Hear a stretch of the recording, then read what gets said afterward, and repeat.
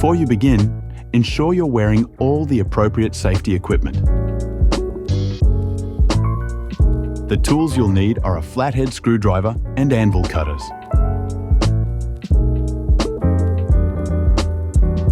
How to replace the shower door splash flap.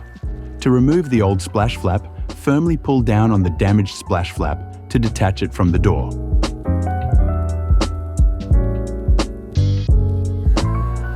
Measure and cut. Position the new splash flap slightly into place on the door. This will help you gauge the correct length to cut. Using anvil cutters, trim the flap to size at the end of the door. If you're not confident cutting it in place, you can use the old/existing splash flap as a template. Measure it against the new one and cut it on a hard, flat surface such as the floor. Position the new splash flap against the pivot patch. Gradually push upwards, applying even pressure underneath to secure it in place. Continue moving forward along the door until the entire flap is attached. How to replace the shower infill rubber. To remove the old infill rubber, use a flathead screwdriver to carefully pry out and remove the existing rubber.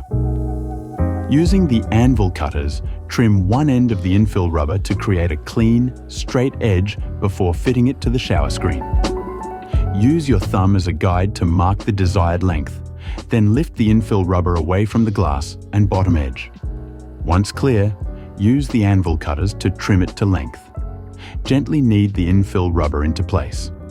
If you're not confident cutting it in place, you can use the old existing infill rubber as a template. Measure it against the new one and cut it on a hard, flat surface such as the floor.